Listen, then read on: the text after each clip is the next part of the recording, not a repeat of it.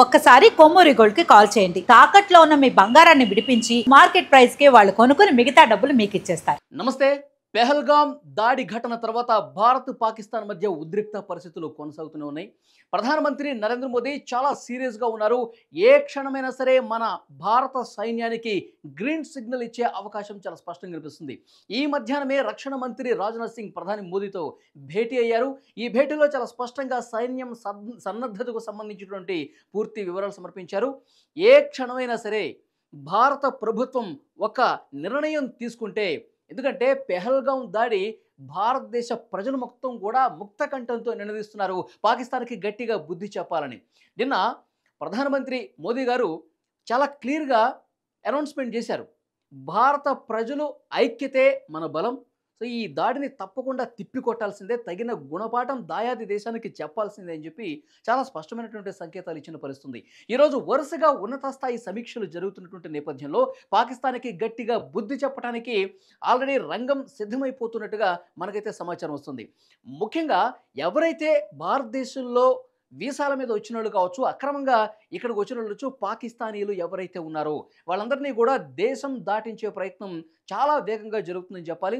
యాక్చువల్గా నిన్నటికే ఆ గడువు ముగిసింది. ఎవరైతే వైద్యం కోసం మన దేశానికి వచ్చారో వాళ్ళకి మరొక 2 రోజులు గడువు ఇచ్చారో 29 వరకు వాళ్ళందరూ కూడా పాకిస్తానీలు ఎవరైతే ఉన్నారో వెంటనే వెళ్ళిపోవాల్సిందిగా అధికారుల నుంచి చాలా స్పష్టంగా ఆదేశాలు వచ్చాయి. కేంద్ర హోంమంత్రి అమిత్ షా రాష్ట్ర ప్రభుత్వాలకు, రాష్ట్ర డీజీపీలకు కూడా ఈ రకంగా స్పష్టమైనటువంటి ఆదేశాలు ఇచ్చినటువంటి పరిస్థితుంది. ఇక్కడ ఒక ముఖ్యమైన విషయం ఏంటంటే, వీసాలు తీసుకుని దేశానికి ఎవరైతే వచ్చారో వాళ్ళని కనిపెట్టడం కావచ్చు, వాళ్ళని దేశం దాటించడం కావచ్చు, పాకిస్తాన్కి పంపించడం వేగంగా జరుగుతుంది. కానీ వీసాలు లేకుండా కొన్ని సంవత్సరాల క్రితమే పాకిస్తాన్ నుంచి ఇక్కడికి వచ్చి అక్రమంగా స్థిరపడ్డ వాళ్ళని పట్టుకోవడం కొంత కష్టమవుతున్నటువంటి పరిస్థితి కనిపిస్తోంది. కాబట్టి దేశ ప్రజలకు కూడా భారత ప్రభుత్వం సంకేతాలు ఇచ్చింది, స్పష్టమైనటువంటి ఆదేశాలు ఇచ్చింది. మీకు ఎవరైనా తెలుసుంటే గనక అక్రమంగా అక్కడి నుంచి వచ్చి వీసాలు లేకుండా అధికారికంగా ఇట్లా చొరబాటుగా ఎవరైతే వచ్చారో వాళ్ళందరినీ కూడా పట్టించే బాధ్యత మీరే తీసుకోండి అని చెప్పి భారత ప్రజలకు చెప్పినటువంటి పరిస్థితుంది.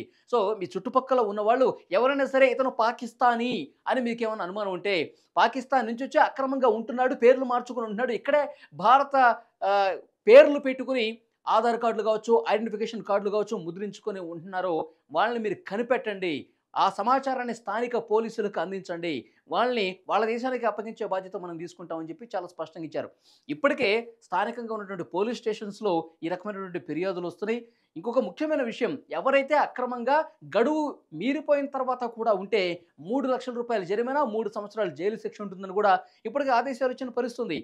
ఒక్కో సందర్భంలో 2 కూడా పడవచ్చు. 3 లక్షల రూపాయలు జరిమానాతో పాటు 3 సంవత్సరాలు జైలు శిక్ష 2 పడే అవకాశం ఉంది. చాలా సీరియస్గా భారత ప్రభుత్వం ఉందని చెప్పి చాలా స్పష్టంగా ఆదేశాలు ఇచ్చిన నేపథ్యంలో స్థానికులు కూడా పోలీసులకి సహకారం అందిస్తున్నారు. అనుమానితులు ఎవరైతే ఉన్నారో వాళ్ళకి సంబంధించి కూడా చర్చలు జరుగుతున్నాయి. పాత బస్తీలో కూడా ప్రతి ఇంటిని శోధిస్తున్నట్టుగా తెలుస్తోంది. అక్రమంగా నివసిస్తున్న వాళ్ళు వెళ్ళిపోవాలి. ఈ ఉద్రిక్త పరిస్థితులు కొనసాగుతున్న నేపథ్యంలో భారత ప్రభుత్వం జారీ చేసిన ఆదేశాలు అందరూ కూడా తూచా తప్పకుండా పాటించాల్సిందే అన్నటువంటి సమాచారం వస్తున్న నేపథ్యంలో ఈ తనిఖీలు కావచ్చు ఇవన్నీ కూడా కొనసాగుతున్నటువంటి పరిస్థితి కనిపిస్తుంది. ఇక్కడ ఉగ్రవాదుల గురించి ఒక ముఖ్యమైన విషయం మాట్లాడుకోవాల్సినటువంటి అవసరం ఉంది. ఎందుకంటే పెహల్గాం దాడి జరిగి 26 మందిని ఆన్ ది స్పాట్ పొట్టన పెట్టుకున్నటువంటి ఆ ఉగ్రవాదులను పట్టుకునే పని భారత ప్రభుత్వం చాలా సీరియస్గా తీసుకుంది. వాళ్ళు ఏ కలుగులో దాక్కున్నా, ఏ అడవిలో దాక్కున్నా, ఏ కొండలో కోణంలో దాక్కున్నా సరే వాళ్ళని వెతికి వెంటాడి పట్టించేటువంటి బాధ్యత సైన్యం తీసుకుంది. ఇప్పటికే జరుగుతూ ఉన్నాయి. అడవిని మొత్తం గాలిస్తూ ఉన్నారు. వాళ్ళు ఒక ప్రాంతం నుంచి మరొక ప్రాంతానికి, మరొక ప్రాంతం నుంచి మరొక ప్రాంతానికి వాళ్ళు భారత సైన్యం కదలికలను వాళ్ళు ముందే పసిగట్టి పారిపోతున్నటువంటి పరిస్థితుంది. అయినప్పటికీ కూడా చాలా తక్కువ సమయం ఉంది. ఈ 2-3 రోజుల్లోనే వాళ్ళ భరతం పడతాము, వాళ్ళ అంతమొందిస్తాం, చట్టం ముందు దోషులుగా నిలబెడతామని చెప్పి సైన్యం నుంచి కూడా చాలా స్పష్టంగా హెచ్చరికలు వస్తున్న పరిస్థితి కనిపిస్తుంది. కానీ సైన్యం నుంచి తప్పించుకోవడానికి వాళ్ళు వివిధ రకాల మార్గాలు ఎంచుకుంటున్నట్టుగా తెలుస్తుంది. అడవుల్లోకి పారిపోయి స్థావరాలు ఏర్పాటు చేసుకుని అత్యాధునికమైనటువంటి సిగ్నల్ వ్యవస్థ కూడినటువంటి సాంకేతికతతో కూడినటువంటి ఫోన్స్ వాళ్ళు వాడుతున్నారు. పాకిస్తాన్ సహాయం వాళ్ళకు అందుతుంది. ఎటువైపు ఏ రోజు ఎక్కడ మీరు దాక్కోవాలి, ఎటువైపు ప్రయాణం చేయాలి, ఉత్తరం వైపు వెళ్ళాలా, దక్షిణం వైపు వెళ్ళాలా, ఇవన్నీ కూడా పాకిస్తాన్ నుంచి ఇన్స్ట్రక్షన్స్ వచ్చిన మీదట వాటి అనుకూలంగానే వాళ్ళు నడుచుకుంటున్నారు. అందుకే మన సైన్యానికి వాళ్ళకి చిక్కటం అంత కష్టమవుతుందని కూడా సమాచారం వస్తుంది. కొన్ని సందర్భాల్లో పట్టుకునే ప్రయత్నం చేసినా ఎదురు కాల్పులు జరిపి వెంటనే వేగంగా మరొక ప్రాంతానికి పోతున్నారంట. సో వాళ్ళు ఎక్కడ దాక్కున్నా సరే ఒక రోజు లేట్ అవుతుంది గానీ, వాళ్ళని వెంటాడి ఎప్పటికైనా వాళ్ళని పట్టుకొని తీరుతాం, వాళ్ళని శిక్షిస్తామని చెప్పి భారత ప్రభుత్వం గూడా చెప్తున్నటువంటి పరిస్థితి కనిపిస్తుంది.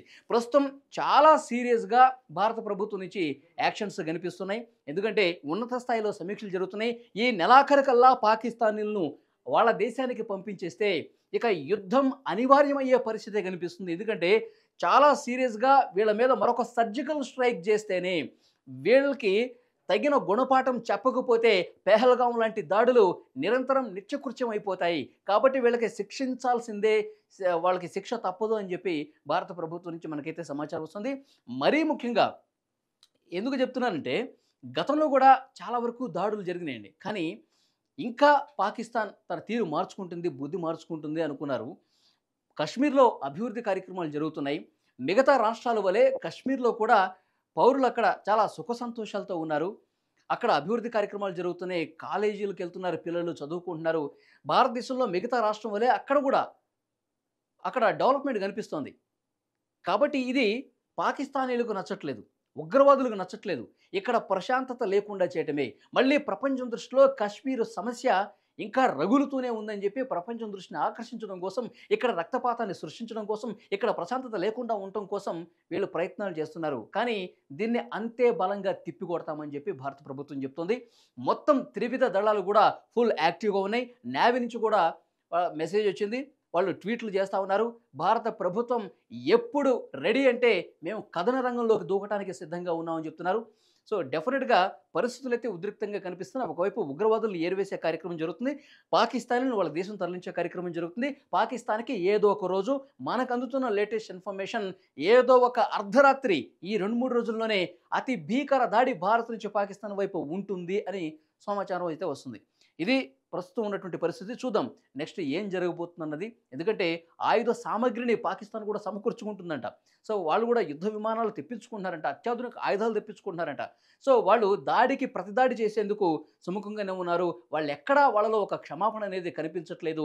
ఇంకా దాడులు చేస్తామన్నటువంటి ఆలోచనతోనే ఉన్నారు. కాబట్టి గట్టిగా బుద్ధి చెబుతామని చెప్పి భారత ప్రభుత్వం కూడా చెప్తున్న నేపథ్యంలో సో ఏం జరుగుతుందో చూద్దాం. మరిన్ని లేటెస్ట్ అప్డేట్స్తో మళ్ళీ మీ ముందుంటాను. Thank you very much.